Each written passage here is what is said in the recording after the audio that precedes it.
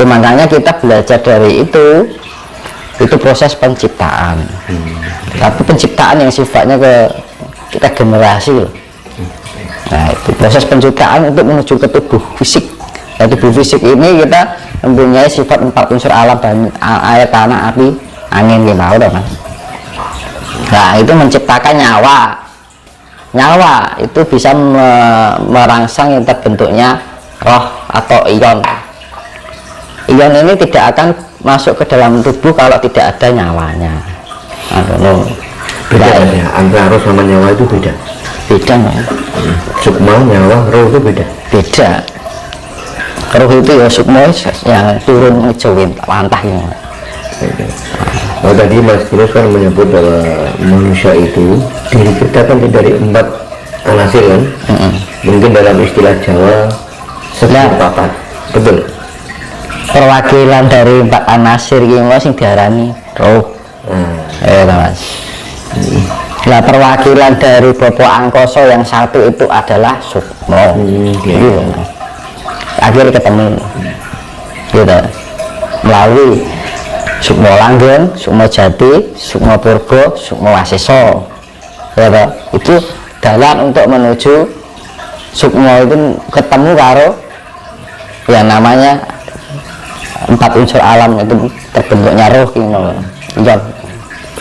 Jadi gini Mas, 4 unsur tadi itu kalau di dalam istilah Jawa namanya berapa itu ya Mas? Silih-papat kali pancar itu sifat. Kalau kita zaman sekarang dijelaskan itu kan dorang mudeng, Bang. Iya kan? Iya Mas. Terus gini Mas, itu berkaitan dengan Pandawa 5 kan ya itu sama toh. Iya. Makanya di dalam pewayangan itu kan ada gunungan. Kenapa gunungan itu selalu dijadikan pembuka dan penutup dalam gelaran wayang? Itu kan artinya bahwa kehidupan manusia itu kan wayang itu menggambarkan kehidupan manusia ya. Dari istilah ya kehidupan makhluk lah. Dari gunungan itu bisa untuk pembuka dan penutup pagelaran wayang. Itu artinya bahwa dari pembukaan kehidupan sampai tutup kehidupan ini selalu berkaitan dengan 5 unsur alam ini. 5 unsur alamnya itu Angkoso 1 ya termanifestasi dalam setiap makhluk, baik buminya juga. Gitu. Karena bumi ini sudah terlepas dari identitas langit. Karena apa? Bumi sudah dikuasai oleh angkara murka. Makanya jiwa-jiwa langit itu turun menyatu menyawiji manitis marang rogo-rogo inilih tadi.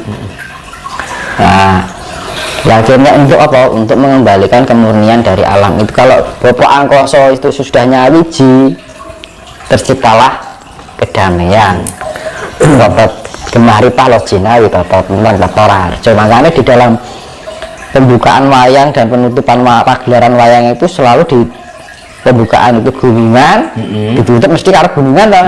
Nah itu dari awal penciptaan sampai akhir itu tidak lepas dari yang namanya sifat 5 unsur alam. Kan gunungan kan ada 5 unsur alam itu, ada ular, ada monyet, ada apa jenenge harimau, ada banteng. Nah ada sifatnya yang atas adalah burung kan. Burung itu kan sifatnya suci, roh kudus ini lah. Nah ini sifat 4 unsur alam. Macan itu tanah, monyet itu angin, ya. Banteng itu api, terus ular itu air. Kan kode wae sebenarnya sama. Itu sebenarnya sing darani Pustaka Jamus Kalimosodo kan kayak itu Mas. Tadi itu gini Mas, melekat dan hakiki di dalam diri manusia. Sudah ada, tergantung kita menganalisa, ya kan. Di dalam kita analisa kan kita hidup itu kan di dalam ruang dan waktu dan jarak, ya kan. Ya kan? Di dalam kehidupan kita itu kan ada ruang gitu loh, ada waktu. Kita dikuasai oleh ruang, waktu dan jarak, ya kan. Tapi kalau di 4 dimensi itu sudah tidak memakai jarak. Kalau kita ke Jakarta, kita harus misalkan jalan kaki sudah berapa hari ya kan. Tapi kalau 4 dimensi tidak terikat oleh jarak. dalam jarak istilahnya kecepatan cahaya itu bisa sampai cek gitu. Nah Mas, gini Mas, terkait dengan penciptaan makhluk hidup Mas Dimas, bahwa yang dinamakan makhluk hidup itu kan semua yang diciptakan oleh Tuhan kan, manusia termasuk kan makhluk hidup, tumbuhan juga makhluk hidup kan, hewan juga makhluk hidup. Ya semua makhluk hidup ciptaan Tuhan itu kan pengennya kan menjadi makhluk yang sempurna. Kalau manusia kan sudah jelas, nanti ingin menjadi manusia yang sempurna itu kan ada step by step. Nah, kan sudah jelas kan.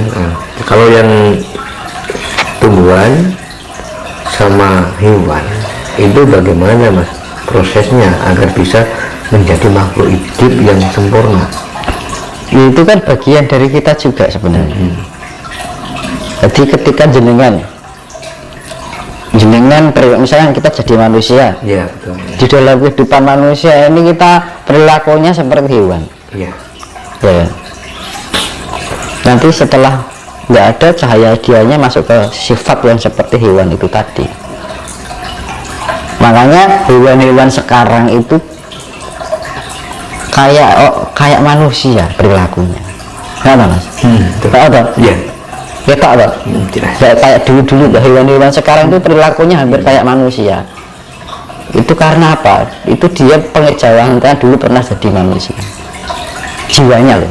Oke, bentar Mas. Itu realita ini menarik Mas. Nah, jadi hewan pernah jadi manusia kan?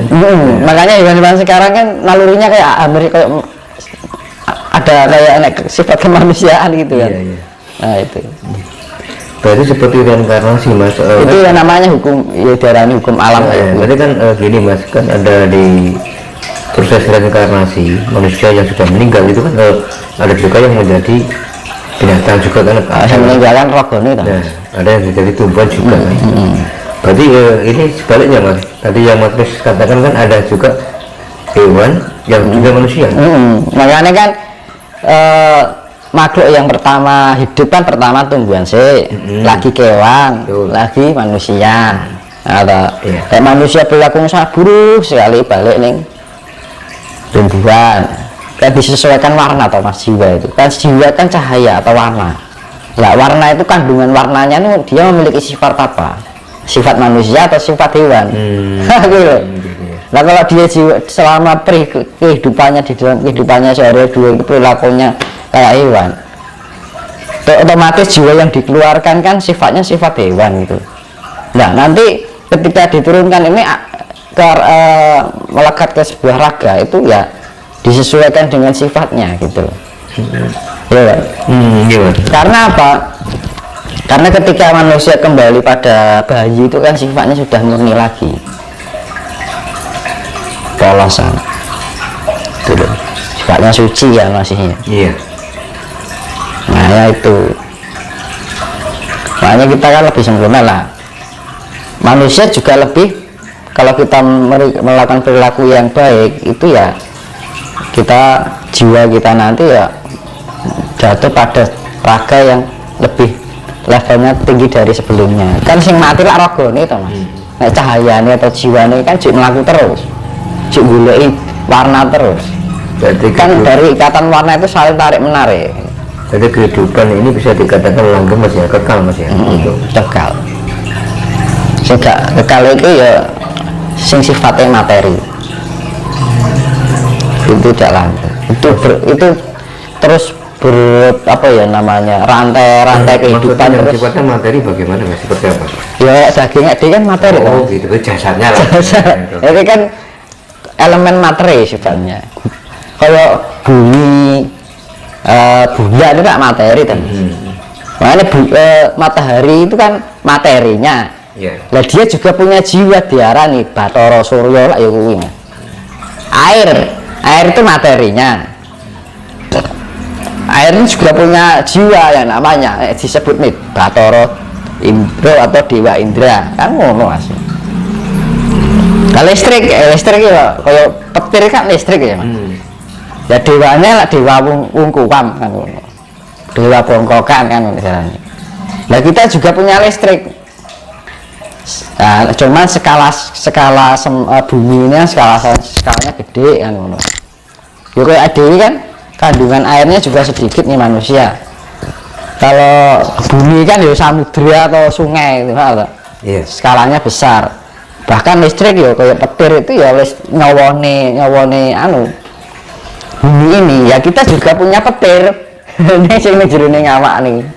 Sifatnya itu ya sing diarani nyawa. Kan itu lah.